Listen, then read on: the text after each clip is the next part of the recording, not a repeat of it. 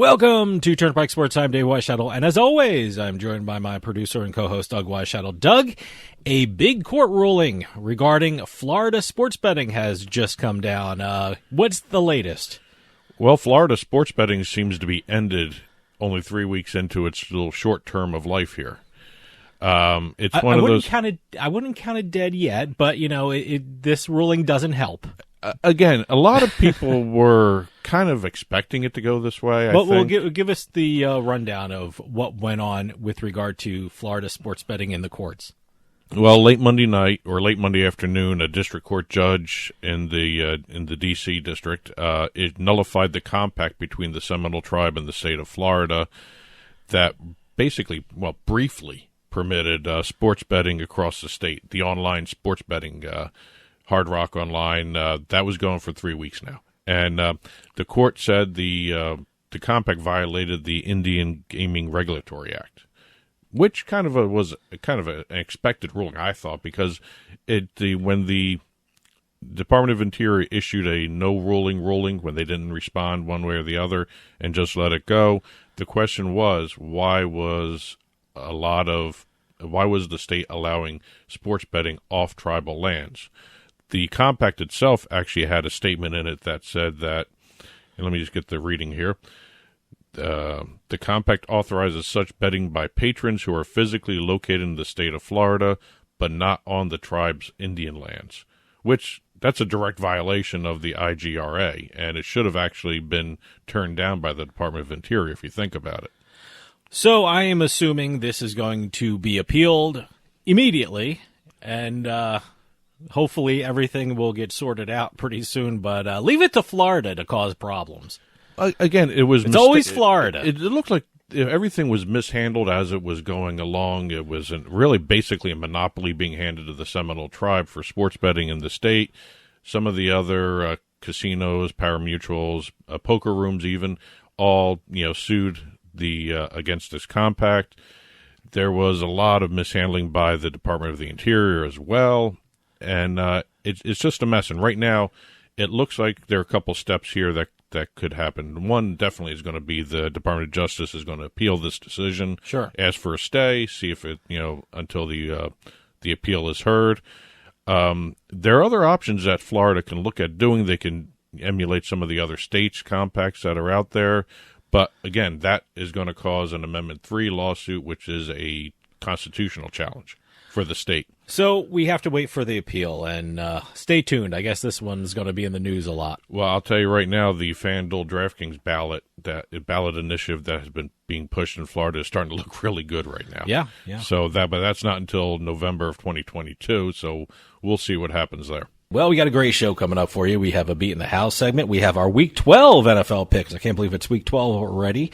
And we have a book report.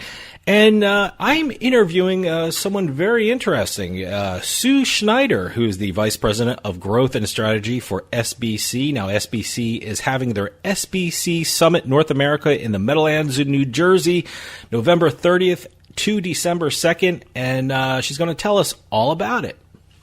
No, it's a very important sports betting conference. It's one of the biggest ones in the country, if not even the world. So it's very important to learn all about the different topics they're going to be talking about there, not only sports betting, but there's also esports and also cultural issues for corporations, all that stuff. So it's going to be a really great conference. Today's trip down the Turnpike is brought to you by Drizzly, your online liquor store. Available in over 95 cities across North America, Drizzly offers a huge selection and competitive pricing with a side of personalized content. Now there's no need to leave the house. Get alcohol delivered in less than an hour by Drizzly. Head on over to drizzly.com and order today. And now get $5 off your first order of $20 or more when using our promo code DRINK19 at checkout. Shop beer, wine, and liquor with drizzly.com. Exit 1. Well, how would you like to bet on sports and not lose any money? I would love to. Well, we have a company that has launched in Florida that may allow you to do just that. Not really. Okay. But it's a kind of an interesting company. It's called Vegas Lit Games, coming out of Brevard County in Florida. Why would they call it Vegas Lit Games if they're coming out of Florida? I'm assuming he actually meant to call it Vegas Light, L-I-T, okay. Pronouncing it differently. but it's Vegas Lit Games. That's how it's shown on the website. All right. And basically, it's free to play. All right. But you have to purchase virtual money. Okay. All right. So you're playing with virtual money. Is it more? Would you call it a social casino type of thing, or what? Well, it's a sports book. Okay. It's a sports book. Well, a social sports book? Would you? I don't even know a term for that. It can qualify as a social sports book. I think what you should just call it is a sports book that uses virtual money, and it actually incorporates peer-to-peer. Mm-hmm. So that's nothing new for the industry right now. There's a lot of peer-to-peer. One of the best ones out there. We had them on the show, Profit Exchange. Yep. It's a new. I don't want to call it a fad, but it's a new way of doing sports betting in the United States, and I'm looking at Vegas Lit as one of the types of properties that could actually perform as a peer-to-peer, basically from their website. Here's the process. Use your VL coins, Vegas Light, Vegas Lit, however you want to say it. Vegas Lit? Yeah. Okay. Coins to bet on money line, point spreads, and totals. Follow your progress and open bets as you climb the leaderboard for the win. Track spending, look up your biggest wins and losses for bragging rights. You know, I think this is a great idea because with sports betting being so new to a lot of people, it's almost like a good training site. I mean, if you want to get in sports betting, this is a great way to do it, you know? Well, that's exactly what Nigel Wheatstone, who is the creator of it, said. He wants people to learn how to sports bet using his app. I think they will. I think it's a great idea. Now, I bring this up because we've seen virtual money being used on sportsbooks. We've talked about peer-to-peer in the past. Well, I mentioned social casinos. They're a whole social big casinos. thing, you know? We've all talked about those. It's nothing really new out of this.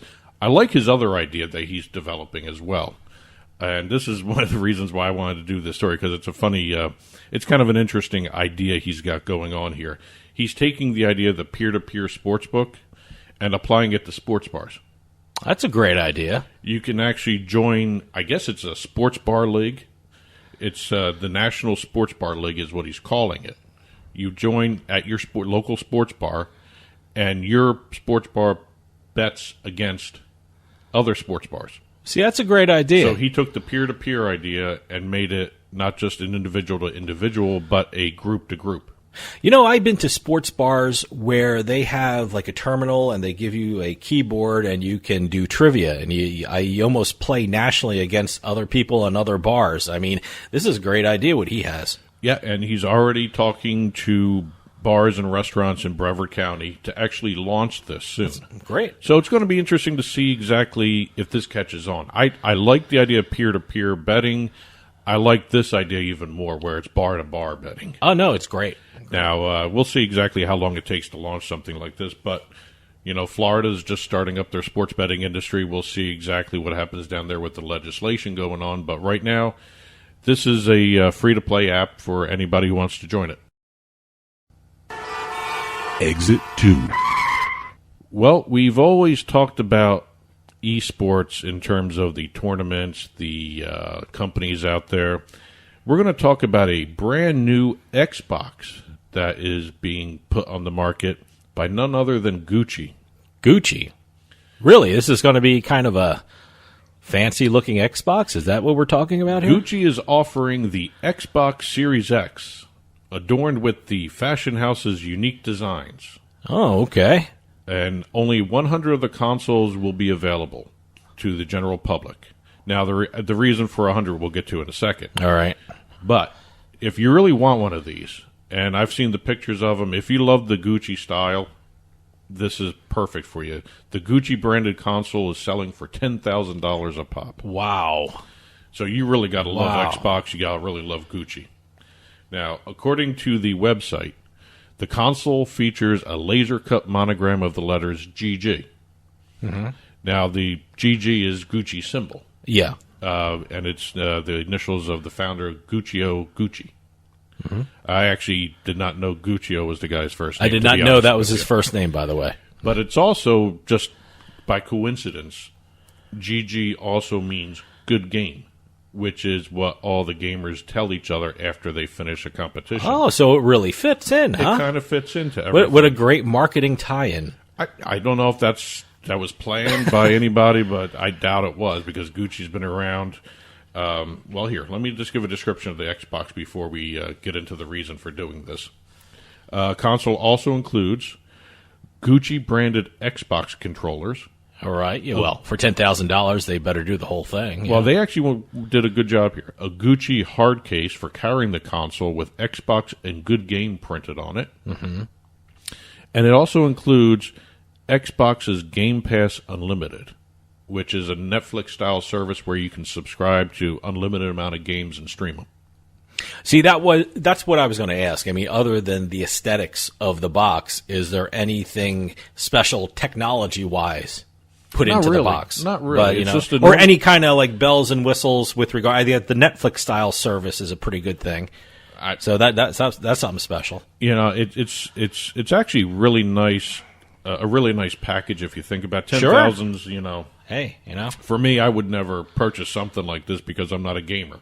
Well, look, some of these gamers have, win huge amounts of money, and I'm curious to see if Gucci does more with the Xbox stuff and more with the esports things, especially with regard to like tournaments or sponsorships or things like this. But this is a great first step for Gucci. Hopefully, Gucci will do more. Well, I mentioned that there were only 100 available, This is the reason why. All right. Both the Xbox and Gucci are celebrating anniversaries this year. The video game console turns 20. Okay. I can't believe it's only 20 years old. It seems like it's been around much longer than that. Such a part of our culture now. I'm shocked it's only 20 years old. And Gucci is turning 100. Wow. Okay. See, I didn't know Gucci was since 1921. I guess so. Yeah, 1921. Yeah. So it's one of those. It's a combination of, and it's an anniversary for both of them. So why not celebrate in style? I guess. Yeah. Exit 3. We're going to talk a bunch of crypto sponsorships today. Oh yeah, there was a big one announced a couple days ago. Well, Staples Center is that's the one you're referring to. That's the one. Will be renamed the Crypto.com Arena. Now. They'll be, when I tune in Christmas Day to watch the NBA, it will be called Crypto.com Arena by then? It will be the unveiling. Oh, okay. I'll see the unveiling. The Crypto.com Arena and also the logo. So Christmas Day will be the time when Crypto.com Arena will be unveiled. Exactly. The name, anyway. And it will be there for 20 years. Okay. Now, I don't know if it's going to reach 20 years, but it's a 20-year naming rights deal between Crypto.com and AEG, which is the owner of the arena. $700 million for the 20-year naming rights deal. Wow. That is one of the largest deals ever. Staples paid $100 million for 10 years in 1999. Wow. So, well, look, hey, it's crypto, which is everywhere. It's in LA. It's a marquee team of the NBA. I mean, you're going to pay big money for it. Well, it's two teams, yeah. Two teams right now, from what I understand. Well, here's what we got. We have right now. It's the Staples Center. It's still the Staples Center. I can still call it that. Okay, yeah. It's the official home of the Lakers, NBA, the Clippers, NBA, the Kings, the NHL, and the Sparks, of the WNBA. Now, once it gets renamed December 25th, it's still going to have 4 teams in it, but in 2024, there's only going to be 3. That's what I was referring to. The Clippers are leaving, right? The Clippers will be moving to the Intuit Dome. Okay. Which is being built. It's a new arena being built for them. Where is that going to be? It's going to be in L.A. Okay. It'll be in L.A. or it'll be the outskirts of L.A.? I don't know where that's going to be built at. Well, it's again, the Clippers, well, it's being built right now, so I guess if people would know. The Clippers have always wanted their own stadium. And rightly so, Yeah, well, it's one of those things like Giants Stadium or MetLife Stadium on the Northeast here. We have the Jets, Giants sharing a stadium. Well, let me tell you something. Right now, with regard to the MetLife Stadium, it's a little better now because I always thought it was stupid that the Jets play in Giants Stadium. I mean, I like the fact they renamed it MetLife, so it's kind of a neutral kind of a name instead of the Jets playing in Giants Stadium. Well, in terms of the NFL teams, the Jets and Giants, both of them pay for the upkeep of MetLife Stadium, too. So they're sharing expenses. That actually makes sense to me, doing it that way. Sure. Giant Stadium, yeah, was always, made you feel like a second-class citizen as a Jets fan. But, the Jets do other things to make you feel that way, too, right. as a Jets fan. But that was the least of the Jets' worries. Yes. And it Yes. still is, probably. But we're going to see Clippers being separated from the Lakers finally. It's what they wanted. So they're going to have their own stadium, the Intuit Dome. But the other crypto sponsorship, I guess you can't really call this a crypto sponsorship. We're going over to the NFL for this. The NFL back in September told all their teams no sponsorships with crypto trading firms. They made it very clear. Which is very interesting. I'm not sure why they did that. Well, I guess it was a business decision from what I'm hearing. There are two lines of thinking All right. for why the NFL did this. Number one, crypto is such an unsettled industry right now that the NFL doesn't want to get involved with it. But I think the second line of reasoning is, which the NFL has a bigger plan involved with cryptocurrency coming down the road. I think that's the more accurate one. Yeah, I think that's more accurate. But I think they're going to. Crypto is here. Crypto is going to be bigger as the years go on. I know the NFL is going to get involved with it. They had this same argument if they weren't sure of crypto, like they weren't sure of sports betting. Right. Now they're all into sports betting. They're going to be all into crypto in a couple of years. They fought tooth and nail against sports betting. They're going to fight tooth and nail against crypto. Well, no, they're going to fight tooth and nail, but they're going to do it. Yeah, they've already issued the no statements already. Okay. But the reason I'm bringing this up is even though the NFL said do not do this, we have the Patriots. Okay. Or I should say Robert Kraft and the Kraft Group have found a way around this. As always, they find something like that. Yeah. Find the loopholes. The Kraft Group made a deal with, and I'm going to get this right before I do this, with Socios. Okay. And they're everywhere, by the way. Which, by the way, is not a cryptocurrency site. According to the Patriots, or the Kraft Group, I should say, Socios is a fan token group. Okay. Now, fan token you can't use for money, but a fan token is fans purchase the tokens, and they get a chance to win rewards, get tickets to VIP experiences, vote on team decisions. Oh, okay. Participate in franchise appreciation in theory. Now, let me ask you. you. And there's a hell of a lot more you can do. Now, I know the Kraft Group owns the Patriots, but they also own the soccer team up here, the New England Revolution. They are part of this as well. Okay. So both the Patriots and the Revolution are part of this idea about the fan tokens. Am I getting that right? Yep. The Kraft Group made the deal with Socios, and the Patriots and Revolution are now the first NFL and Major League Soccer teams to have a fan token platform. So would it technically be crypto? It's not crypto. It's not technically crypto. It can be at some point because it's on the Chili's platform. It's a blockchain platform, which also does crypto. Okay. So it's at some point it's going to flip over, I think, once the NFL comes around to the crypto idea. Okay. Exit 4. And last but not least, we're talking a little name, image, and likeness. No. Ah, yes. I heard about this one. We have Gonzaga forward Drew Timmy, becoming the latest college athlete to reach a name, image, likeness deal with a gaming organization. It's not the first in the gaming sphere, but it's the first with a casino. Okay. The Northern Quest Resort and Casino.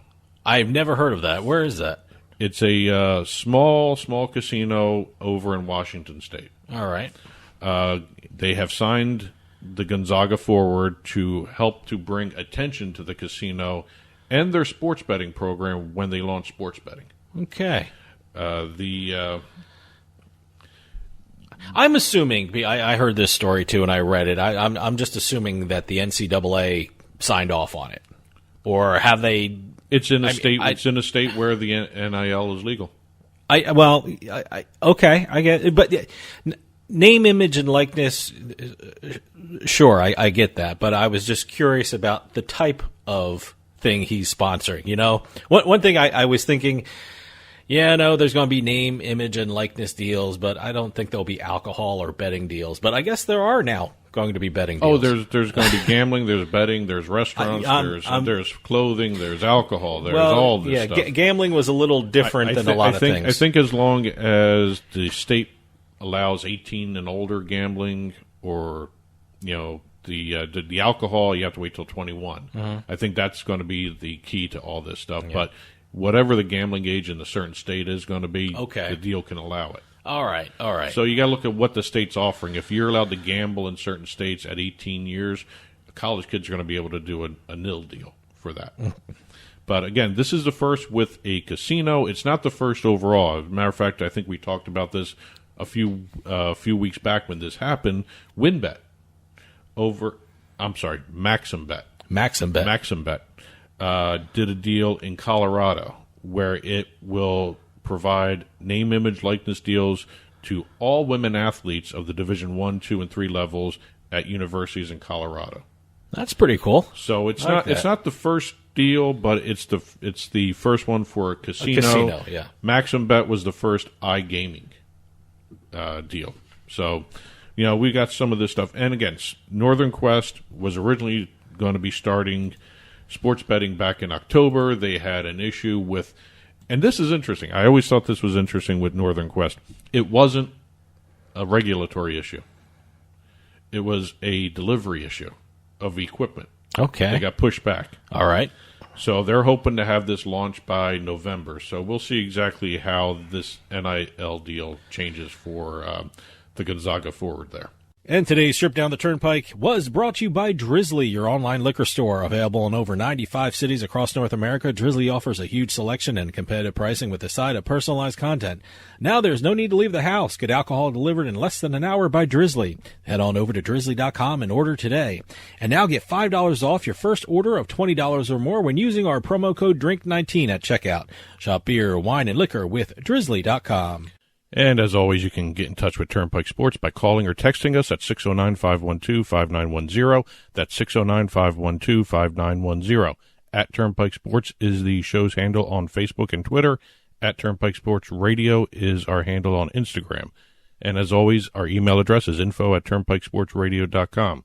And don't forget, you can listen to the show via Spotify, Amazon Music, iTunes, radio.com mobile app, as well as Stitcher and YouTube.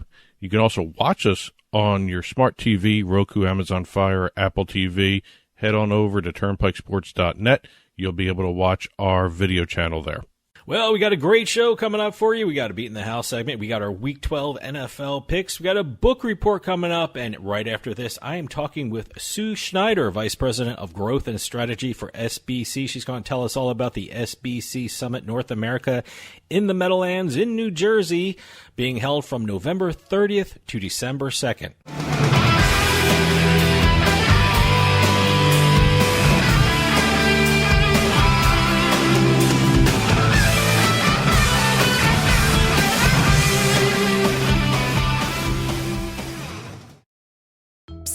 Yeah, you, come here. Haven't you heard? We don't need to hide anymore.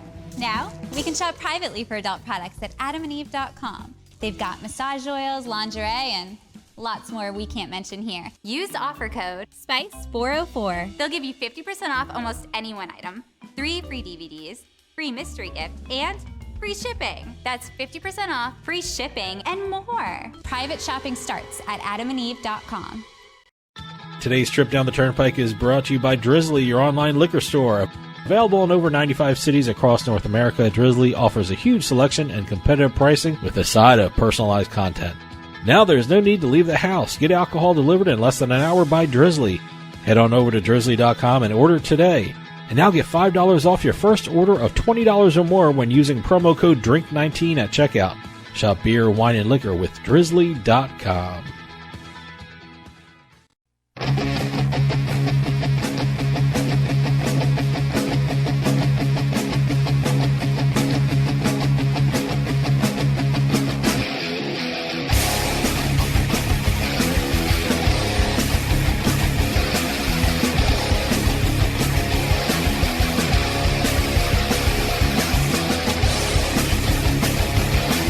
Welcome back to Turnpike Sports. I am Dave Weischadle. For anyone in the gambling and sports betting field, SBC is an incredible source of news and information on this fast-moving industry. As a gaming attorney myself, they are a crucial source of information which allows me to do my job. And from November 30th to December 2nd, they are having the SBC Summit North America in the Meadowlands in New Jersey, covering all the important issues in the gambling world. And to tell us all about it, on the line, we have Sue Schneider, Vice President of Growth and Strategy for SBC. Sue, thanks for joining us. Yeah, it's my pleasure. Sue, I got to tell you, I think I've read everything you've written, and I've actually attended some of the same conferences that you were at, but I've never actually met you, so it's really great to talk to you now. Yeah, and hopefully we'll be able to meet face to face here shortly if you're coming up to the event. Oh, absolutely. I'll be there. I mean, and like I said, SBC is so important to the sports betting community. But for our listeners who really aren't familiar with SBC, can you tell us a little something about it? Sure. Basically, SBC has been around for a number of years now. They started in the UK and started out as an opportunity basically to put events together for, it was sports betting community is what it stood for. So they would put events together, whether they were networking events or educational events. And so they've grown that over the years.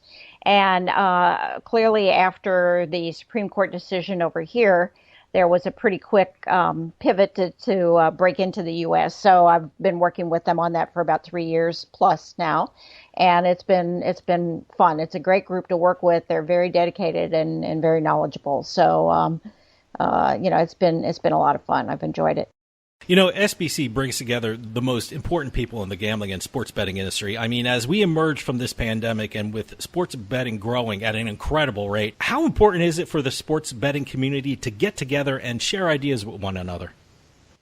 Well, I think there are a number of things to talk about that we try to accomplish at this event. One is that it's a big marketplace. I mean, we have a number of exhibitors, we have a lot of sponsors, and we have the opportunity for a lot of people to get together. I mean, what is going on, as I'm sure you see with the news that's out there, I mean, there are deals being done every day, whether it's between a team and a league, whether it's market access skins going into, with operators going into new states, whether it's new states coming online and additional ones planned, at the upcoming legislative session around various states. So there's a lot going on. And our intent is to bring this together as a forum, not only for discussing ideas and educating people, which is really important because a lot of the people in the U.S. are just not familiar with sports betting at all. So if you're an operator, if you're a lottery, if you're a tribe, this is all going to be new to you. So it's a matter of providing that education, providing that marketplace, providing that ability for people to sit down and meet each other and see, what kind of things that they can do together, which is really critical. I'm glad you said that because I split my time between New Jersey, which is my home state, and I have an office in Massachusetts. I mean, the last time I drove up, I went through New Jersey, and it has all its billboards and it's all its ads for sports betting. Then I drove through New York, and they're getting ready for mobile sports betting. I traveled through Connecticut, and they're going wild because they just started sports betting.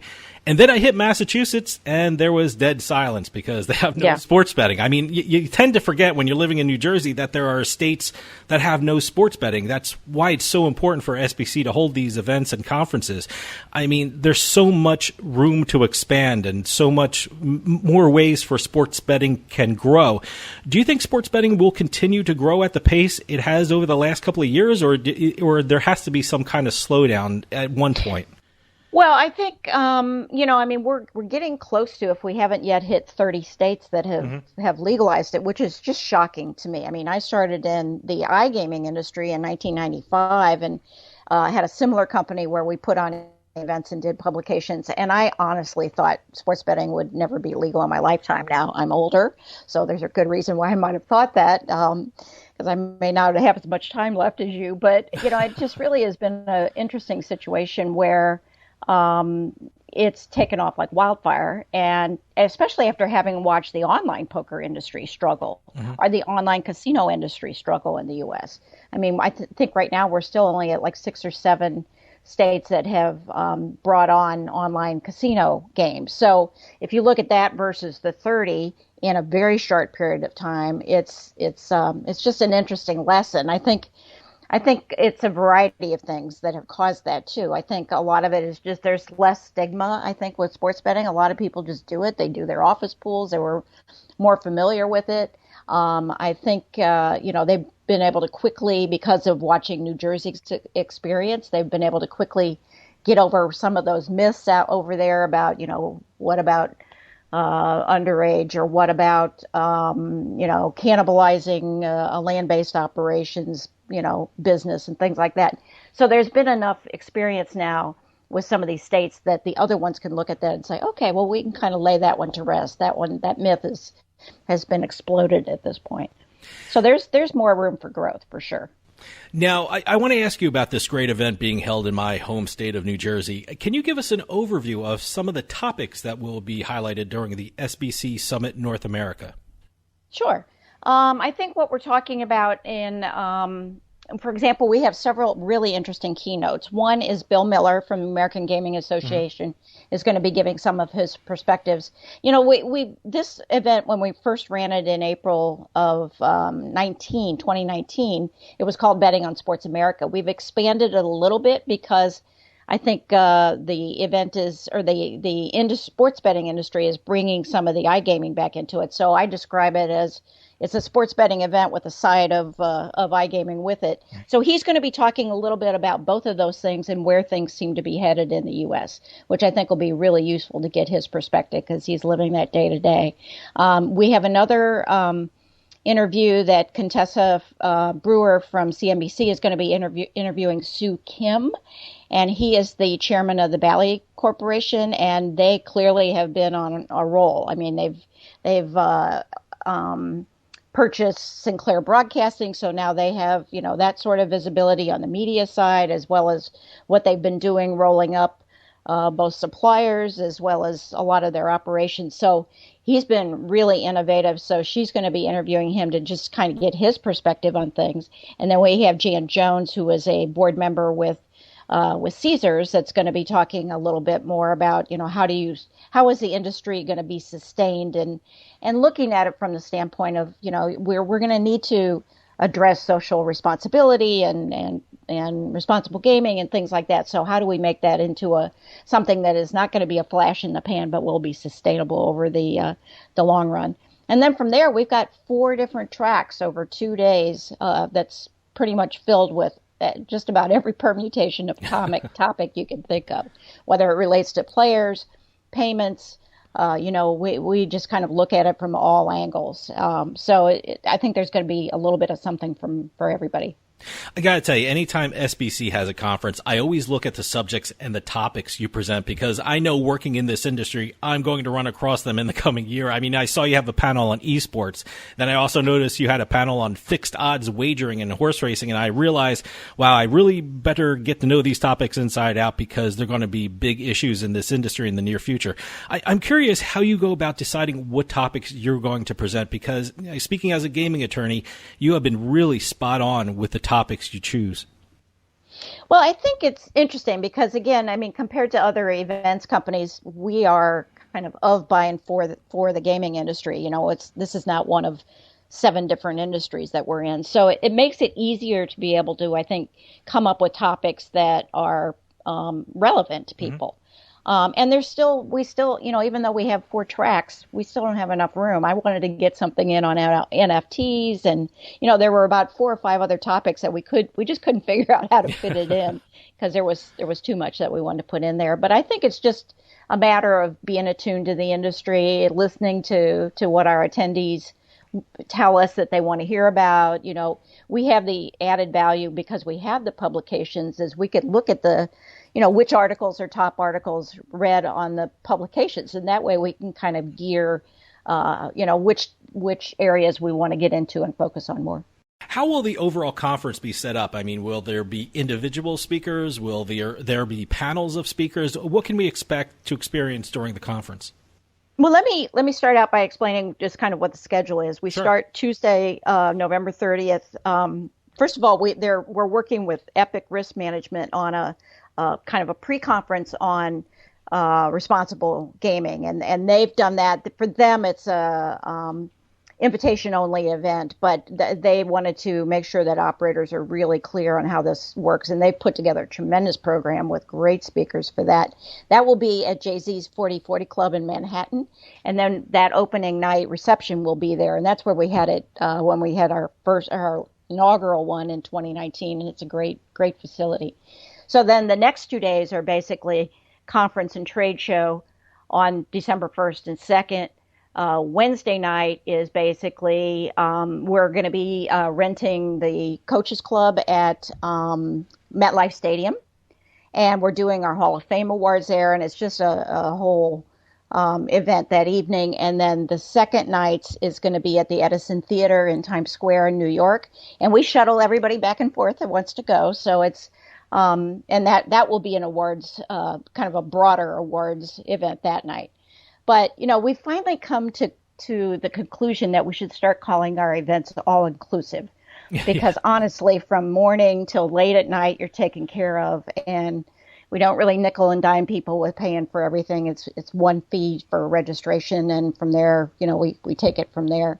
So I think we're going to have to kind of rebrand that. I think that's something people can relate to. But it is fun. And, I've had people tell me, oh, yeah, I set up a dinner with a client or, a prospect or something like that, and then it ended up taking them away from the rest of the events. So it's just a mindset, and it's something that SBC has done very, very well with all of their events. Well, I was going to ask you about that because the great thing about SBC events is a lot of business gets done there. I mean, you get to meet with a lot of people. You tell me about the networking events for SBC Summit North America, because I think you said some of them, but it is such a great way to meet and talk with the attendees at the conference.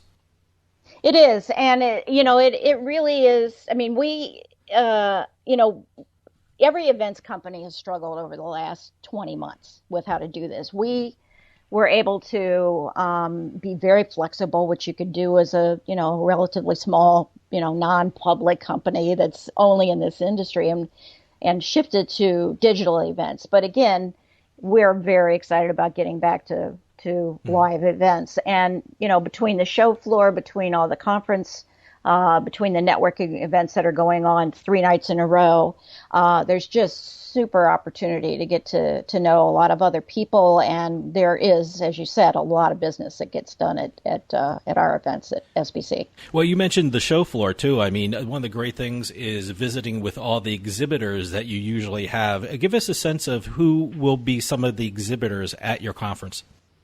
Well, I think, it's interesting because you'll see really a lot of different ones. I mean, it's a lot of the same suppliers that you may see on a regular basis that are either exhibiting and are sponsoring and having some visibility. And there are also smaller, newer companies that are coming in. One of the things I forgot to mention is we're starting what we're calling First Pitch, which is a pitch competition for new startups too. Yeah, I want to ask you about that. Yeah. Yeah. So that's new for us. And we're hoping to, probably replicate that in some other SBC's events, around the world. But we've gotten 4 great judges. We've gotten some great prizes that include both investments as well as some in-kind things. And, we're getting really good take-up from a lot of the startups in the industry. There are some real gems out there that I think people are going to be surprised to see and hear about and be able to talk to some of those startups that are there. So that's a new feature that we haven't done before, but we're excited about that one. Yeah, it sounds like such a great idea. It's the SBC First Pitch presented by Wager.com, and it's such a great opportunity for startups. I don't know of any other conference that is doing something like that. Is there? Well, there are some. I mean, it's not that unusual, more so in Europe. We haven't seen that many. One of our judges, actually Lloyd Danzig, had one at G2E, okay. And that was the first time G2E had done one, just like a month ago. So it's still relatively new here, but again, it's kind of a staple in some of the European conferences that go on. I want to ask you about another program that you're having is the SBC Awards North America. You just mentioned it before. Tell me about something about the awards that will be presented during this ceremony. Well, there are a number of different categories. So, and again, this one is a little broader. It's not just sports betting, so it could be iGaming related. It's both targeting, suppliers, operators. It's a real mix. We have a number of different categories for that. So this will be the first time also that we've run this awards program here in the U.S. So it's kind of exciting to see that they've gotten just really a lot of entrants, and the judging is going on with that now. So. We'll see where those go, because we just did our launch Latin American event in Miami. We moved it to Miami. It was originally scheduled for Cancun, but we just did an awards down there, and that was the first one there. And it was a really interesting experience to see these folks really take this very seriously, which is great. So, whenever you go to an SBC event, I mean, you meet some of the most important people in the sports betting industry. And now I read that during this event, you can even meet some Hall of Famers. You're inducting 5 people into the Sports Betting Hall of Fame during the conference. First off, who are the inductees for 2021? Let me make sure I get these right. One is Joe Asher. Okay. One is Joe Brennan, who had worked with a nonprofit called iMega, and he was really kind of the push behind the New Jersey sports betting effort. So he wasn't necessarily that high profile in the past, but he certainly did a lot. Johnny Avello, who is now with DraftKings, and he is he was with Wynn for a number of years. He's a longtime Las Vegas sports book guy. Mm-hmm. Yolanda Acuna, who also has like 30 years of experience working primarily with MGM in the past. She's done a great job, so we wanted to recognize her. And I'm missing. Oh, Jimmy Vaccaro, who will not be there in physically, but we're doing an interview with him.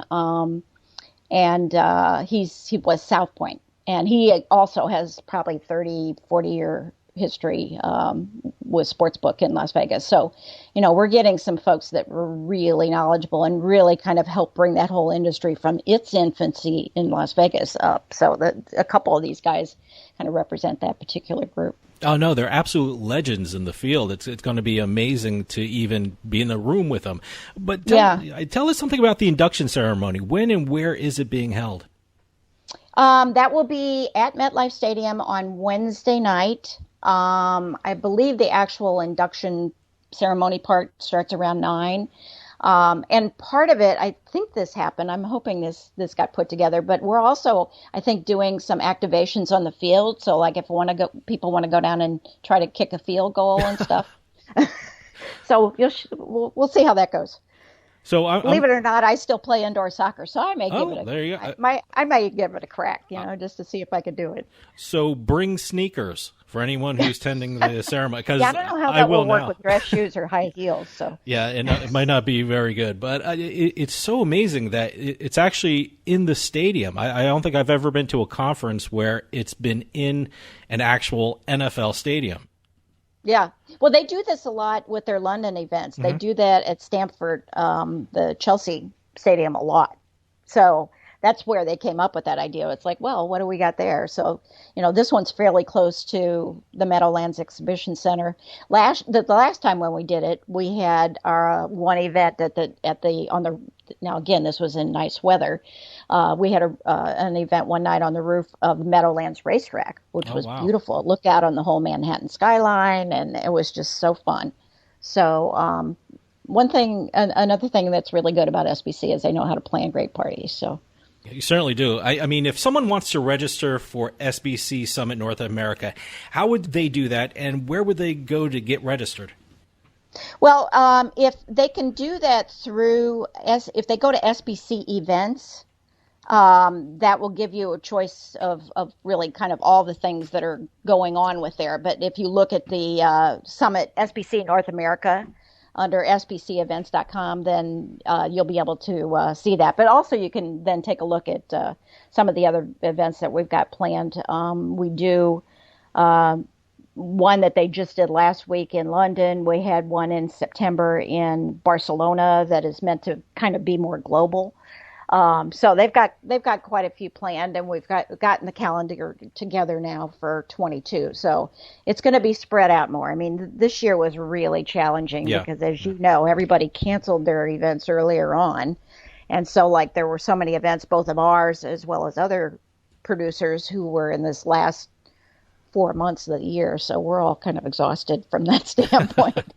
Well, it'd be nice to have them more spread out in 2022 and get back to normal. Now, as you just demonstrated, you have some of the best speakers, the CEOs, the policymakers, anyone important in the sports betting world. If someone misses a speech or a panel discussion, will you have an on-demand section where they can go and hear the presentation maybe at a later time?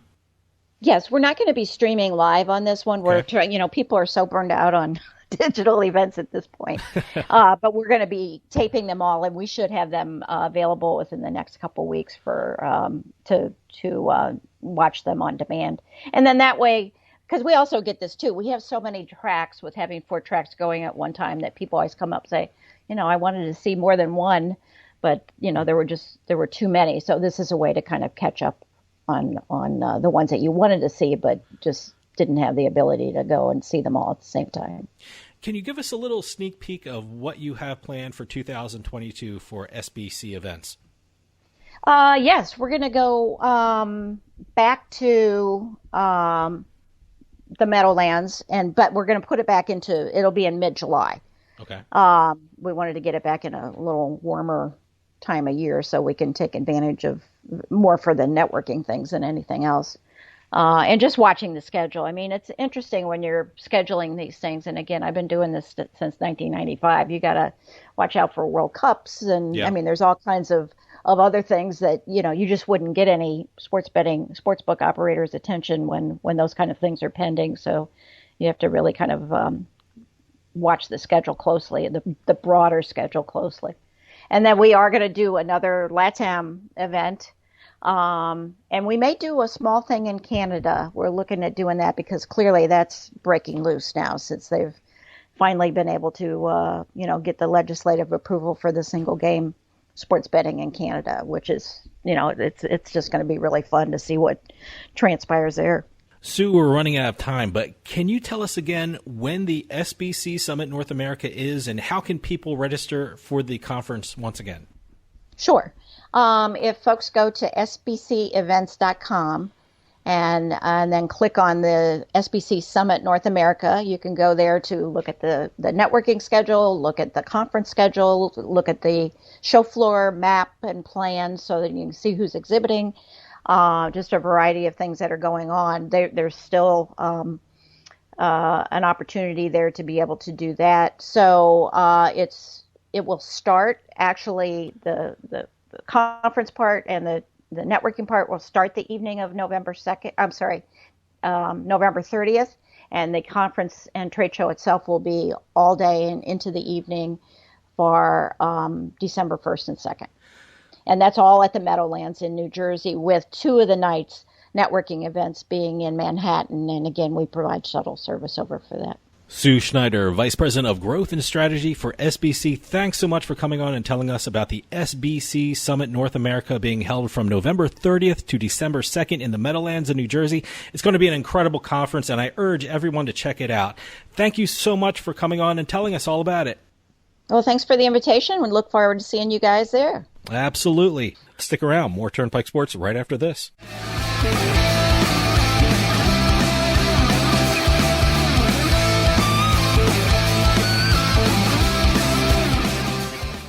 We'll get back to the show in a few moments, but I just wanted to take some time and tell everyone about Bean Genius, the smart specialty coffee subscription service.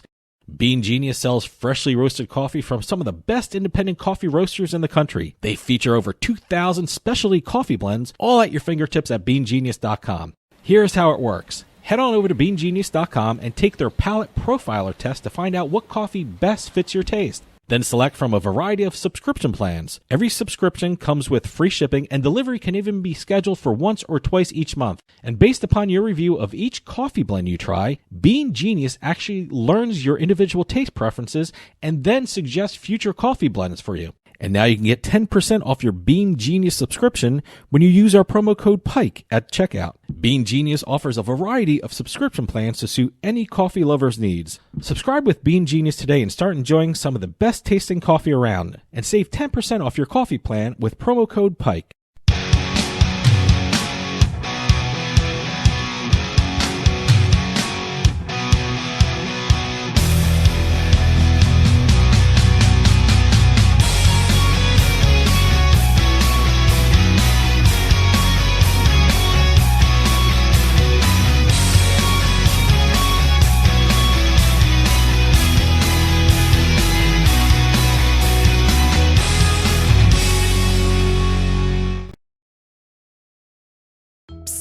Yeah, you, come here. Haven't you heard? We don't need to hide anymore. Now, we can shop privately for adult products at adamandeve.com. They've got massage oils, lingerie, and lots more we can't mention here. Use offer code SPICE404. They'll give you 50% off almost any one item, 3 free DVDs, free mystery gift, and free shipping. That's 50% off, free shipping, and more. Private shopping starts.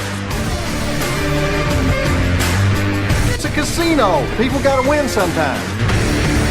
Now, if you'll excuse me, I have a giant, colorful check to deposit. Beat in the House is brought to you by BetMGM Casino. Play your favorite casino games at BetMGM Online Casino. Slots, table games, live dealer games, everything you love about Atlantic City and Vegas, all online at BetMGM. Don't wait. Join in the fun now. Go to BetMGM Casino, create an account using our promo code Turnpike, and become a verified player. New players get $25 free when signing up, plus a first deposit bonus up to $1,000. That's promo code Turnpike at BetMGM.com for a 100% deposit match up to $1,000 plus $25 free. Grab a lion's share of the fun at BetMGM.com. Must be 21 years or older to place a bet. Terms and conditions apply. Gambling problem? Call 1-800-GAMBLER. And welcome to this week's edition of Beat in the House, where we're going to talk about the slot machine wins, the jackpots that go on in the casinos, the online casinos, Keno, bingo, lottery, bad beats. Basically, any kind of jackpot that has gone on in the past week or so, we're going to be talking about it. Also, send the press releases to info@turnpikesportsradio.com, and we'll be sure and mention your patrons' jackpots on the air. Yeah, there's a lot this week, too. I mean, Vegas had like 4 or 5 or something like that. Well, I'm going to tell you right now, we have 4 jackpots of $1 million or more in 1 week in Vegas. That's great. Wow, what a week. And we're going to be talking about 2 jackpots in 1 day in Atlantic City. Okay, all right. Vegas and Atlantic City, you got to love it. Gambling markets 1 and 2, 3, depending on who you talk to regarding Nevada. So, but anyway, we're going to start off in Vegas, the 4 $1 million or more jackpots in a week. All right. Harrah's Las Vegas. A man from Washington won nearly $1.4 million over the weekend while playing Pai Gow poker at Harrah's. I never played Pai Gow poker, but I didn't know you can win $1.4 million doing it. Well, Mr. Pham, I can't pronounce his first name, and I'm not going to even try, from Vancouver, Washington, landed a straight flush. It was a 7-card straight flush with a joker. Okay. To win the jackpot. It was a progressive jackpot as well. And this was also, according to Mr. Pham, the largest jackpot of his life. So he's implying that he won other jackpots, just not $1.4 million worth, really? Now, depending upon the news reports you read, the press release did not say this from Caesars, because Harrah's is a Caesars property. You got this from a news source? Or I got this story from a new press release, but there are news reports out there that said this guy was a professional gambler. I have not been able to verify that one. Okay. So I don't know exactly what type of jackpots he's won in the past. So maybe he has more than one big jackpot, but I guess this one was the biggest, This is the $1.4 biggest. million. Well, congratulations anyway.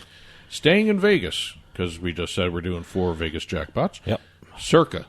One lucky visitor went home with extra cash in her pocket after winning a jackpot on the Wheel of Fortune machine. Ah, boy, those things are like money machines. Wheel of Fortune, Divine Fortune, and the Monopoly games. Boy, they just hand out money. I love those games. No word on which Wheel of Fortune machine this was. I know there's at least 60 variations out there, Which whether is it's brick and mortar incredible. or online. It's just an amazing brand of slot machines out there. But Nikki from California won $1.075 million on the Wheel of Fortune machine in Circa. And as always, Derek Stevens was in the picture. Great, good. When they did the Twitter post. I think he's one of the best CEOs for a casino and a resort. He's very hands-on. He's always there. He really cares what happens on his property, and it's so great that he's so involved, and he's on the gaming floor, which is great. Well, 2 days before that jackpot, we go over to Treasure Island to see another jackpot. One lucky winner there went home with $1 million after winning the jackpot on the Buffalo Grand Progressive slot machine. There's the other one. Yeah, the Buffalo machines, huh? It was $1,089,850 on the Buffalo Grand Progressive slot machine at Treasure Island, Las Vegas. This was on a Friday afternoon. The Circa one was on a Sunday. So within, 72 hours, $2 million. Wow, great. And also, the casino spokesperson made sure to say that the winner was also a Treasure Island Players Club member. Oh, what comp points did they earn, huh? I want to know exactly how many comp points you get for $1 million progressive jackpot. Yeah, how does that affect your points? I got to find out from one of these casino people what kind of comp points you get for that kind of jackpot. Going over down the street to the Main Street Hotel and Casino, we have a woman from Hawaii who was there for the Raiders-Kansas City Chiefs game. Okay. This was on Sunday. 7 minutes into playing on the Wheel of Fortune. Wheel of Fortune. Double diamond slot machine. There's another variation. Okay. She hit the jackpot and won $1.025 million on a $2 wager. So she was playing 7 minutes, and she only put in $2, and she won over $1 million. Well, she put $2 in on that spin. Oh, that spin. Okay, that was the wager for that spin. Look, she was only playing for 7 minutes. She couldn't have put that much money in. I mean, have you seen some of these slot players? Boom, boom, boom, boom, boom. But obviously, she was betting $2. Yeah, so they paid off. Paid off. That is an amazing thing. 7 minutes, $2, $1 million. That's a great payout for that. All right, we're going across the country now to Atlantic City, New Jersey. We've got a couple jackpots to talk about there. Borgata. My favorite. A player won $82,380 on a 1 cent bet. 1 cent bet. Wow. 1 cent, huh? 1 cent. I didn't even know you can bet 1 cent. Yeah. I guess you can. There's 1 cent machines, but normally you play more than one line. This is reported by the New Jersey Division of Gaming Enforcement. Okay. It was a 1 cent bet. 1 cent bet. Playing the Funan Funu slot from AGS. I don't know what that is, but I probably have seen it on the floor, but I'll take a look for it again. You know where you've also seen it? Where? It's a big online slot game right now, too. All right, I'll check it out. Both brick and mortar and online slot. Well, I have an account with Borgata Online Casino, so I'm going to check out the Funan Funu slot machine. Did I say that right? This was the brick and mortar. Okay. It may not be on the Borgata Casino. Well, I'll check it out. I'll go see if it is. It probably should be. Usually they're, okay. They usually do both there. But I think, as a lot of people know, the Funan Funu slot machine is an Asian-themed slot, given the name. Okay. I think you can draw that conclusion. With greens and golds that dominate the screen. Vibrant splashes of red across some of the symbols, a deep red backdrop to the reels. It's beautifully designed. Okay. With this press release from the... No, I went to the AGS website to get a description. The AGS is what? The slot maker. Oh, okay. All right. The one thing everybody points out about this game, it's set up a little differently. All right. The screen itself. The game title takes up about a third of the screen. The reels fill another third, and then you have the details of the jackpots down the whole left side of the screen. I've never seen this machine, but I'm wondering if it's one of those machines that actually has the seat or chair built into the machine. Some of them do. It depends on the cabinet. I'm seeing a lot of that now, a seat actually built into the slot machine. Well, just so you know, and I know you're wondering, Funan Funu is translated as Lucky Boy, Lucky Girl. Okay, all right. And the logo for it, you see two children riding golden dragons beneath the jackpot information. Wait a minute, I think I've seen this.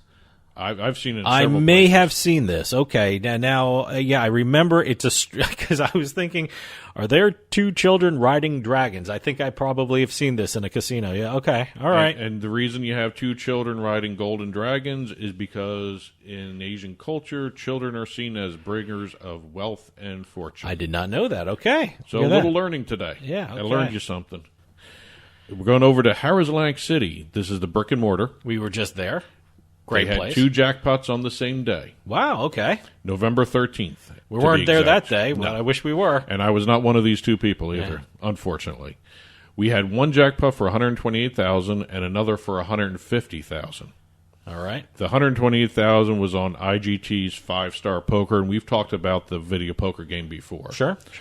The other one, the $150,000, was on the Bally Lock It Link Piggy Bank slot machine. Okay. The game shows piggy banks that link together on the screen. Now, they lock in place, they award free spins, and then as soon as the screen fills up with piggy banks or the free spins end, you get more money, a bonus. Maybe it's also free games, all that stuff. And last but not least for this week, we're going over to Florida. We haven't done a Florida story yet. All right. Seminole Hard Rock Hotel and Casino. And this is actually an anniversary and a slot jackpot. Oh, combined. we got both, huh? We have on Monday, November 15th, the Seminole Hard Rock Hotel and Casino Hollywood celebrated surpassing $1 billion in jackpots awarded in the year 2021. Just for the year, huh? $1 billion in jackpots. Good for them. And it's not just slots, it's also table games as well. So Okay. it's $1 billion in jackpots. And they were doing a drawing where one lucky winner would receive a grand prize. So at 10 a.m. on Monday, November 15th, Sergio Montoya from Miami, Florida, was surprised with $100,000 cash after hitting a jackpot. Wow. Now, he was handed the check, the big check, by Pro Football Hall of Famer Jason Taylor. Wow, that's pretty cool. He was on site to congratulate the winner, and in addition to the $100,000 cash prize, he got Montoya received the Live Like a Rock Star hotel package. Okay. What does that entail? Given it's Hard Rock, they had to have a rock star type sure, of package. sure. Package includes 3-night stay for 2 in an exclusive swim-up suite in the Oasis Tower at Seminole Hard Rock Hollywood. All right. A Bora Bora Cabana experience at the Guitar Hotel pool. Okay. Now, this is the casino that has the big glass guitar. Sure. No, it's a famous landmark in Miami. And $1,500 in resort credit to spend at the restaurants, the salons, the retail shops, and other amenities at the Seminole Hard Rock Hotel and Casino in Hollywood. Wow, that's great. So he got a jackpot plus. Wow, that's awesome. And just to, for good measure here, adding on to the jackpot given to Montoya, the Hard Rock Hollywood also gave Jason Taylor a $100,000 donation to his Jason Taylor Foundation. Oh, that's great. So jackpots all around, good fortune everywhere. That's it for this week's Beating the House segment. We'll be talking about more of these as the weeks go on. There's always somebody winning somewhere in these casinos. As always, send the press releases to info@turnpikesportsradio.com, and we'll make sure it hit as many of the jackpot announcements as possible. Our Week 12 NFL picks are next, so stick around. We'll be right back with more Turnpike Sports.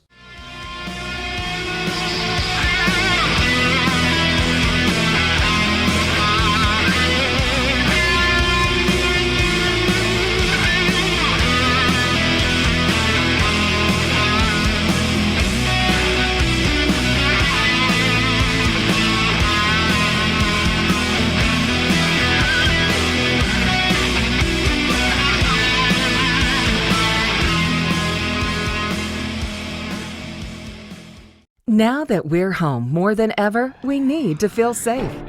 Call it a sign of the times or the world we now live in. What do you want to keep safe? The people in your life? What do you want to protect? Your possessions? The things that belong to you? The things that you've worked hard for? Wouldn't it be nice to have tested, trusted 24/7 protection? Peace of mind, real protection that's always there for you and your whole family? Well, now you can with one of our state-of-the-art home security systems. Everyone thinks their home is safe until the unexpected happens. Help protect your home and loved ones today with the affordable next generation in home security. To help keep your family and property safe, call 1-800-520-4068 now. Representatives are standing by to assist you. That's 1-800-250-4068. 1-800-520-4068.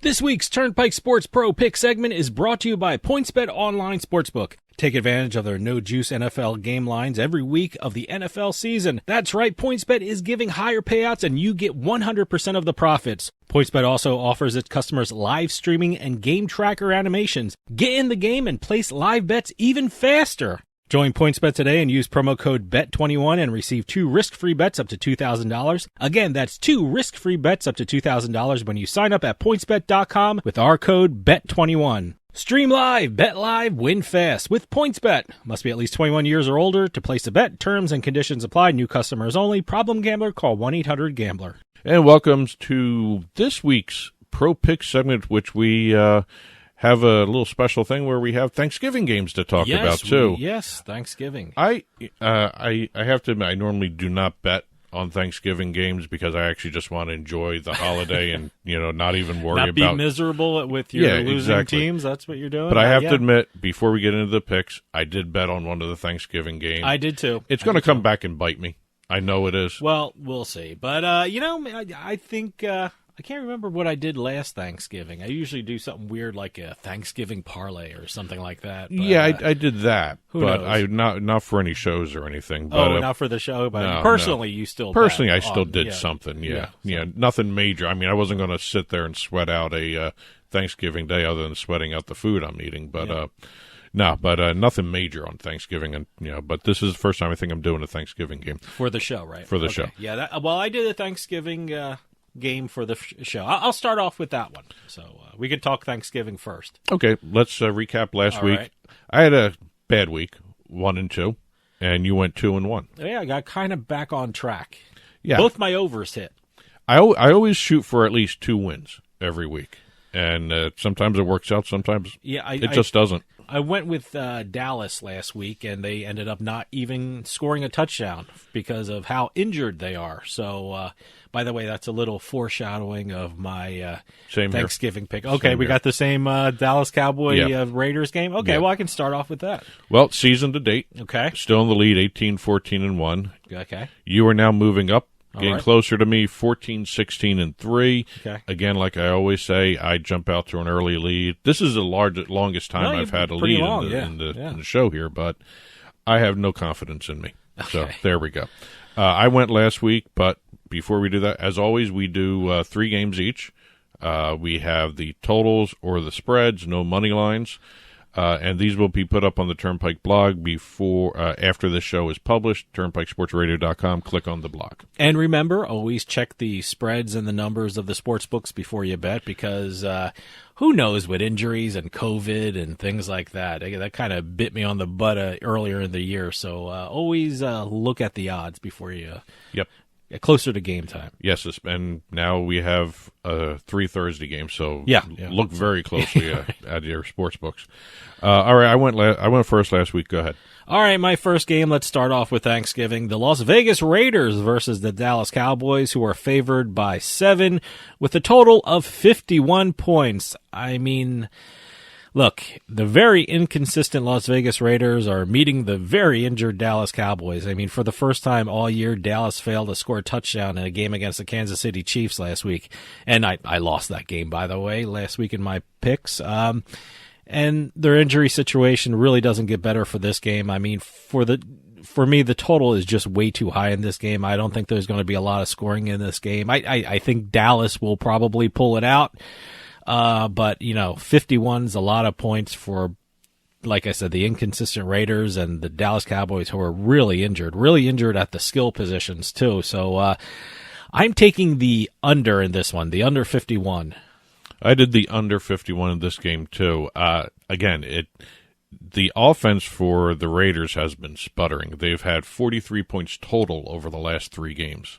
And that does not bode well against the Dallas defense that, even though everybody seems to be hurt, they're walking wounded on offense, that defense is still playing great. Yeah. And I think with a struggling Las Vegas offense versus that defense, I don't think Las Vegas is going to put up too many points. We'll have to see who's playing on Thanksgiving. I know Amari Cooper's not. He's out. I'm not sure about CeeDee Lamb and Ezekiel Elliott is are questionable. both questionable. I know Elliott's probably going to play. I mean, it's only they're saying it's How not much a he's gonna major play knee is, injury. yeah. So, but again, I think we're not going to look at a high-scoring game here. That's where I think I'm going to get bit on the butt here because I really think maybe this game will surprise people. I think this is going to kind of be one of those games where you just sit through and you just endure it because I don't think there's going to be too much scoring the way everything's set up here. So I went under 51 here as well. My next game is the Philadelphia Eagles, who are favored by 3.5 points versus the New York Giants with a over-under of 45.5. Eagles have been on a roll lately, and the Giants have been the absolute opposite of that. They're a downward spiral, so terrible team the Giants have. I mean, Philly found their running game, which has really freed up Jalen Hurts to make some big plays. I mean, he's scoring touchdowns. He's a major part of the rushing game for the Eagles. In their last 14 games, here's stats that blow my mind. In their last 14 games in New York, the Eagles are 10-5 against the spread. Now, the direct opposite on the flip side, in their last 29 games at home, the Giants are 8-20-1 against the spread. And I think this game is going to follow that trend. I'm taking the Philadelphia Eagles and laying the points. Okay, we have this game as well. Oh, boy. All three? Do you think we're going to have all 3 games? I don't know, but we'll find out. We don't talk about this before we start taping. We want to keep this private until we actually do this, but we picked the same game, huh? Well, again, everything you just said I agree with. The Eagles finally have a running game, it looks like, after the I don't first know how 6 many games, years. I don't know what the hell they were doing. I'm talking about it in terms of years here because they never seem to rely on that running game. Mm-hmm. They seem to have found it.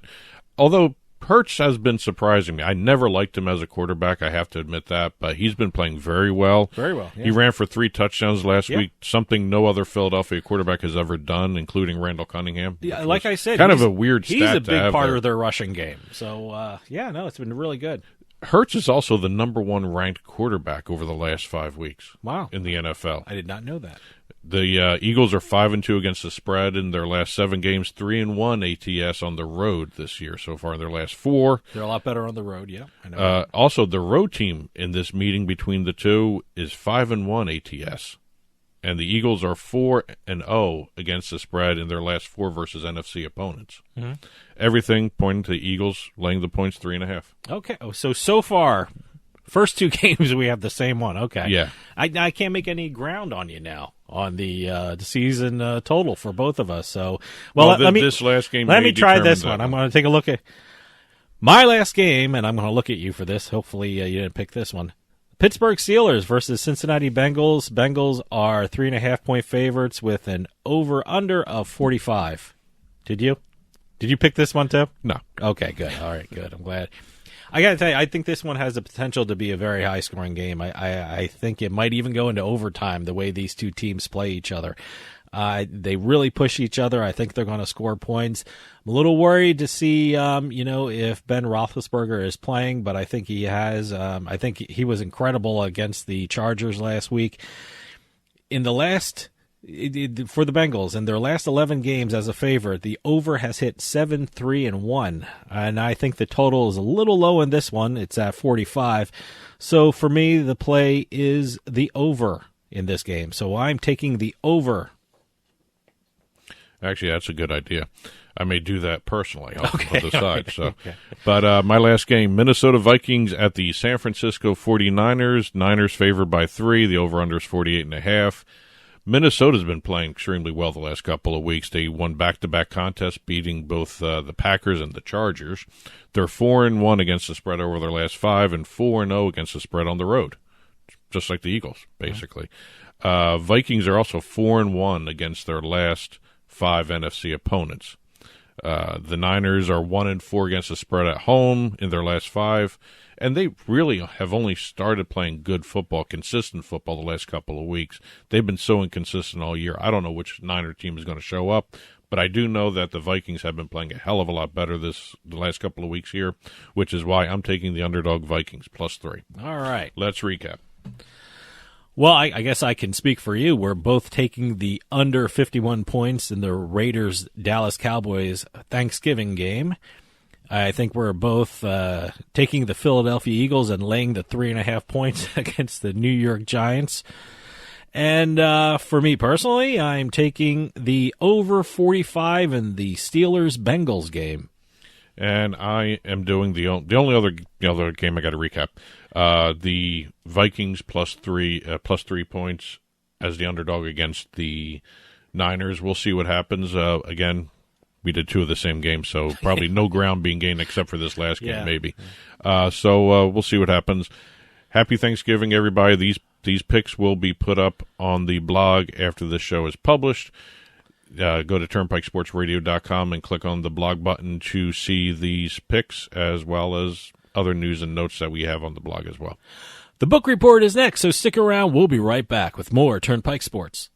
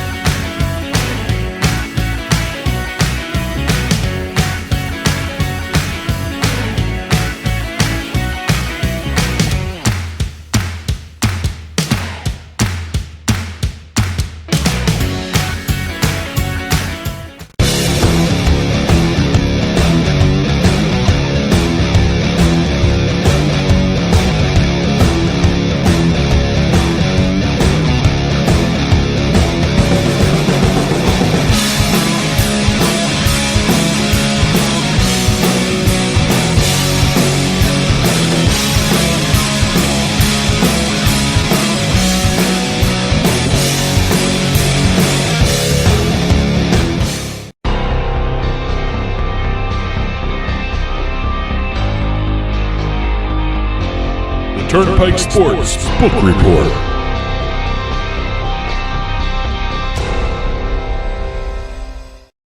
The Turnpike Sports Book Report is brought to you by BorgataSports.com. Your favorite casino is now your favorite sportsbook. Available anywhere in New Jersey, BorgataSports.com. Sign up at BorgataSports.com using our promo code PIKE, that's P-I-K-E. Make your first wager of $20 or more and you'll get $100 in free bets. That's $100 in free bets when your first wager on Borgata Sports is $20 or more. Get into the action with BorgataSports.com. Must be 21 years or older and in New Jersey to place a bet. Terms and conditions apply. Gambling problem? Call 1-800-GAMBLER. And welcome to this week's edition of the Turnpike Sports Book Report, where we're going to be talking about sports betting numbers in terms of state and national, and we got a lot to talk about there. Huge numbers. Huge numbers. October just continues to set records. We got a launch to talk about. We've got some legislation issues to talk about as well. We've even got a bunch of deals, multiple deals featuring DraftKings, as a matter of fact. All right. And a big one out of New York as well. Let's start off with New Jersey. Yeah, why not? A national record, right? Continues to set national records. This is the second straight month of setting a national record in terms of sports betting handle. We're not saying anything new here. Everyone's seen the numbers. It's $1.303 billion in sports betting handle. Unbelievable. And you know, it's just incredible the way New Jersey's industry has grown and grown and continues to grow, even when you think you're going to hit a plateau. And again, it's a matter of a whole bunch of different circumstances coming together to help New Jersey set these numbers. I mean, you're talking October had, 5 weeks Yeah, yeah. And we're talking 5 full weeks of sports. You had all the sports, too. NFL, MLB. college basketball, MLB, as well as you even had some NBA stuff going on as well. We had the beginning of the NBA season. Yeah, we had a lot hockey. of basketball betting, golf, NASCAR. I mean, everything was going on at this point in time with October, which also leads me to believe that even though November's only got 4 weekends, we're still going to have maybe the possibility of some more records coming down the road here. Yeah, well, for me, October is always the big month because, like you said, the most amount of sports are being played. November, there's no baseball anymore, so I'm not sure how that's going to affect the numbers in the long run. But no, unbelievable. Also, I'm very curious when I see New Jersey's numbers. I keep thinking, how will New York's mobile sports betting numbers affect New Jersey when New York finally gets their act together and starts doing the mobile sports betting? I'm very curious. We didn't get the numbers of how much of that $1.303 billion were from New York citizens coming over the border and placing bets online. Well, again, I don't know if that's going to change too much. It might change a little bit. I think what you're going to see in New York, and this you won't see New York's impact right now, even when they launch around the Super Bowl. I don't think you're going to see that big of an impact until probably March Madness. Yeah, for New York. That's going to be the big test. If New York starts their mobile sports betting in maybe late January, early February, I think that's the target date for everyone. The target date right now is Super Bowl. Who knows? They may actually launch it earlier. I don't know. I mean, the way some of these states have been launching their sports betting, like I told you last week, Louisiana launched in a flash. They had set the November 1st date, and they had launched one October 31st on Halloween. Well, look, I mean, there's no reason why states can't really jump into the sports betting market right away. Except if you're Maryland. Yeah, they're not reinventing the wheel. They see what's going on. There are sportsbook operators operating in other states that have been doing this for years now, and they know what they're doing, and they know how to start up the sports betting industry very quickly if a state wants to. Well, again, it's a matter of the opposition in terms of the senators and the House members that are actually involved in this. And again, you're seeing difficulty in getting things launched in Maryland. You're seeing difficulty in Massachusetts. I don't know what the hell's going on. For God's sake, I don't know what's going on with Massachusetts. But again, there's a whole bunch of different attitudes towards gambling in this different states. But going back to where New Jersey is. $1.303 billion national handle, second consecutive national handle record. They even have a state-high $84.15 million in sports betting revenue coming into the state. Great. They even had a iGaming revenue record. Okay. New Jersey became the first state to pass $1 billion in yearly iGaming revenue. Great. So it's not just the sports betting industry in New Jersey, it's the entire online industry, too. Hey, speaking as a guy from New Jersey, when the weather gets cold, there's nothing better than sitting in your living room. You're playing some online slots or roulette or some poker, and you're watching the game that you have some money on, and this is all in your living room. How great can it be? But, if you think about it, would Jersey have hit $1.303 billion if they didn't have the 5 weekends? Well, you got to figure, it would have been maybe close to the $1.2 billion, but I don't know if they would have hit 1.303 without 5 weekends helping them in October. But New Jersey was not done with their sports betting numbers. Listen to these little stats that happened because of this $1.3 billion handle. New Jersey became the first state to reach $20 billion in handle in the post-PASPA era. New Jersey also has the top 8 of the total handles in the nation history since PASPA was repealed. 13 of the top 15 monthly handles were set by New Jersey. And also in terms of revenue, they are the top 5 in revenue, as well as 10 of the top 13 monthly revenue totals post-PASPA. Wow. New Jersey is just shattering every single possible record there is here. The Garden State's really embracing sports betting. Pennsylvania, well, and we had about 9 states so far in October that have set records. We've got New Jersey, we got Pennsylvania. Well, New Jersey set the national record, but there's a whole bunch of states that set state sports betting record. They all had their personal best month. About how many did you say? About 9? About 9. We have New Jersey, Pennsylvania, Mississippi, Indiana, Iowa, Oregon, Tennessee, Michigan, and Washington, D.C. And I think even New York had an all-time high as well in their handle. So this was all handle. Everyone this set is all handle records. As much as I don't like talking just about handle, the revenue numbers are the more important numbers, and also the hold numbers are even just as important as taxes. But the handle number is impressive. I mean, it's just an indication of how popular sports betting has become. I mean, these handle numbers are incredible. Well, here's some more fun facts. Ready? All right. In just October here, sports bettors in Pennsylvania and New Jersey combined to wager more than $2 billion on the legal sports books. Okay.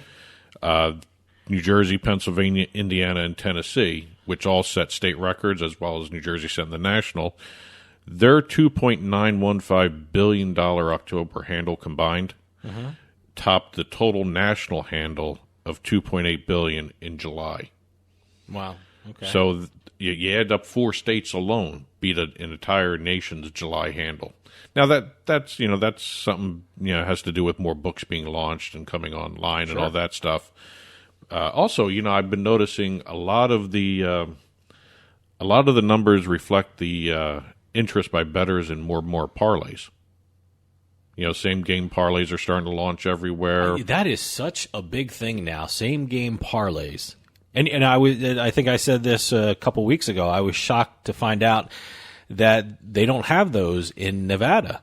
I mean, I guess it's a big thing here in New Jersey. I guess it's a big thing in Pennsylvania, but there are a few states still that do not allow same game parlays. So it's a feature that seems to attract a lot of attention. I guess it's something new. I enjoy it. I mean, I actually win some good money with same-game parlays. That's why I was surprised as certain states don't have them. Well, as more and more states... Maybe I shouldn't be surprised. Maybe certain states don't want bettors to win that much money, But I enjoy same-game parlays. Well, the same-game parlay revenue is a lot greater than the single event sports betting revenue. Sure. And the same game parlays don't hit as often, and also parlays don't hit as often. Well, overall, look, I mean, you recommend try and stay away from the exotic bets like parlays, because what's that old saying? Parlays don't build bankrolls; they build sports books. Yes. So be very wary whether it's several sport parlay or several team parlay or even a single game parlay. The odds are bigger because it's a longer shot of winning. So be wary of parlays. Having said that, I enjoy same game parlays. One last note on New Jersey.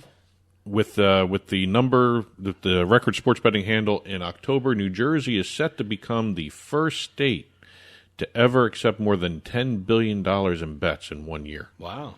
All right. I mean, you're at $8.9 billion, I think, right now for Jersey year to date. So I'm going to go out. It's a given. You got 2 more months here, and I'm going to go out on a limb and say a lot of that, most of that, a great majority of that handle is from online sportsbooks. Am I correct in assuming New Jersey's got about 90 to 91% of all their handle coming from online? Okay. Most states are now that way. I mean, if they're not 100% online only, most states are now coming to the dichotomy of 90% online versus 10% retail, or give or take whatever that is, except for Nevada. Look, there's nothing like betting from your couch. I always say that. Well, again, plus in game bets, you almost need to be on your phone or on your mobile device, because you can't run up to a window or run over to the sports book during the game going on. Those things are instantaneous. Well, again, it's a matter of the state. I mean, Nevada still has their in-person registration in effect. Yeah. As a matter of fact, Nevada Gaming Control Board has been considering a petition from Sightline Payments to do remote registration for the cashless wallets in Nevada. Well, that's going to be a big thing. If people don't like online accounts for casinos, you might want to change your tune, because there's going to be a lot of casinos that have a cashless gaming floor. There's 2 in Pennsylvania, 1 in Ohio. The Resorts World Las Vegas has a cashless gaming floor, so get used to dealing with casinos online. Well, again, it's a matter of, if the casino floor goes cashless, you need these digital wallets, basically, is what they're called. But again, this is different than what is going on in their sports betting industry, because Nevada has still not considered changing that remote registration. Even though Sightline wants the remote registration for this digital wallet stuff, they're not, the gaming board is not considering that other rule, because, in their words, and it's as simple as this, no one's raised a petition to change that yet. So they're not going to touch the in-person registration requirement for the online sports books. So it'll be kind of fun to see exactly whether or not somebody actually makes that petition to get that changed. But right now, you're looking at remote registration being considered for digital wallets only. Okay. Which doesn't make sense to me. If you're going to do a remote registration for a digital wallet, how can you not do remote registration for an online sports book? That's got to come at some point, especially in Nevada. I know they want people in the casinos. Yeah, they want people walking through the doors. But, we'll see what happens. Going over to the East Coast here, we had a retail sports book launch. Yes. Foxwoods. Foxwoods opened the permanent DraftKings retail sports book. They opened it on November 13th, as a matter of fact. I believe we were driving through Connecticut when Foxwoods opened. And interesting, driving through Connecticut, you're seeing a lot more billboards regarding sports betting, which is great. You're seeing a ton. A ton. And it's kind of interesting, because I didn't see anything. Once you hit the Massachusetts-Connecticut line, did you see any kind of billboards for getting people into Connecticut for those books? I would have thought you'd at least put some money into Massachusetts to get some of those people over the border. Maybe they're it's a long border, so where we crossed over, who knows where? They didn't have a lot of them, but I'm not saying there aren't any, because there might be some closer to where the casinos are. But I can't wait to check out DraftKings at Foxwoods. So this is their permanent thing. This isn't like a temporary thing until they have their one. Nope, built. because this is a 2-story sports book. Okay. Now, I don't know exactly what that means, a 2-story sports book, but according to the description in the release, it's a 12,000 plus square foot sports book, which is huge. Yeah, big. Betting windows, kiosks, wall-to-wall televisions, including a 50 by 30 foot screen. Wow, boy. They're going to have VIP rooms. They've got 2 full bars and a full restaurant inside the sportsbook. Well, we definitely have to check it out. I have to admit, when you're talking with some of these casinos, some of them go over and above the call of duty just to put something really nice together. Oh, yeah, no. I mean, I still think the one in, I guess it's Bally's now, is still the nicest one in Atlantic City, that big stadium-style seating. Sure. That is one of the nicest, if not the nicest, in Atlantic City. This actually might be the nicest in New England. Well, I'm going to reserve judgment until I actually visit it. So I haven't even seen pictures of it. So, okay, going by the description, this might be the nicest in New England. The description looks great. It sounds great, but, like I said, I'll check it out. Now, we just talked a little legislation in Nevada. We're going to go down south to Arkansas. Arkansas is doing some interesting things. The Arkansas regulators have advanced rules to start having the mobile sports betting industry get started. So they are just retail only, right? They're retail only right now. And by the way, they are one of the states that broke a state record for they had an all-time best handle for themselves. They're another state record So they had setter. a very good October as well. Well, what they're doing here is they're retail only, like Mississippi. And what they want to do is they want to start looking at a launch of the online sports betting industry possibly by the Super Bowl. Okay. The one thing that stands out here is the fact that if they actually do get mobile sports betting, they're the first southern state to have both retail and online sports betting. Retail and mobile, I should say. Huh. Wow. You sit there and think about it. Mississippi is the only one with retail. All right. What's Florida right now? Florida right now is retail, and there is online with Hard Rock Digital, but that may stop depending on whether or not that ruling comes down. Well, I consider and by the Florida, time we're taping this, we may have the ruling in hand. We'll know better. I consider Florida a southern state, so technically, would they be the first southern state to... Technically, I guess so. Yeah. But if you think about it, Arkansas would have both running up. Maybe it's a matter of looking at a more open market than just one market. In Florida, it's one online sports book. Yeah. But Arkansas could be the first of the southern states, Tennessee, Virginia. To have multi-state To have operators. a full complement. Okay. Full complement, both retail and online. All right. So it'll be kind of fun to watch that. Again, we don't know what's going to happen with Florida. Like I told you, we're taping this a little earlier than usual. Florida may have a decision anytime, really. They were supposed to have it on Monday about whether or not the online industry could continue. Well, you know. They've made it through in anher week. Yeah, looks so like. We'll, who knows? Probably as soon as I hit pause at the end of this recording session. As soon as this podcast is released, yes, it'll be dated. So we'll just have to wait and see exactly what's going on with that. Let's talk some deals because we had a bunch of them, and we're going to start with Sport Radar. I know we have a bunch of DraftKings deals. We have a Caesars deal. Caesars deal is pretty big. But we have a Sport Radar deal, which is equally big on the data side. Yep. Sport Radar did an 8-year deal with the National Basketball Association to become the exclusive distributor of NBA data in the United States and abroad. Wow, boy, they got it abroad too, huh? This is going to start in the 2023 season. All right. And it's going to just, it's starting to become a two-horse race here for data. Genius Sports, Sport Radar. Mm-hmm. And I think there's room for both because Genius also has a lot of the marketing experience, probably almost as good as Sport Radar stuff. But I tell you, I'm seeing Sport Radar's name a lot on TV. After the end of some of these betting shows, they have the data provided by Sport Radar. Yeah. So you see them all over TV. Well, you got a part of the deal was giving the NBA ownership interest in Sport Radar. Oh, okay. Over the course of the deal, they're getting 3% of Sport Radar. So that's a good chunk of change for the NBA coming into doing this deal, and Sport Radar continues to grow and grow. They are probably one of the most interesting companies in the sports betting industry to watch because of all these different types of deals they're doing. Hey, you need the data, so they're in a good position to provide it. And a lot of states are requiring the sportsbook operators to get official data. Well, there you go. So there you go. We'll see exactly where all this goes. I don't know if the NBA is going to do another deal with somebody else for other data, but we'll see. But this covers all the leagues. NBA, G League, WNBA, all that stuff. Okay. So it's an overall deal. Let's talk before we get to the FanDuel and Caesars, DraftKings and Caesars stuff. Twitter came out with some interesting comments about what? Sports betting. Okay.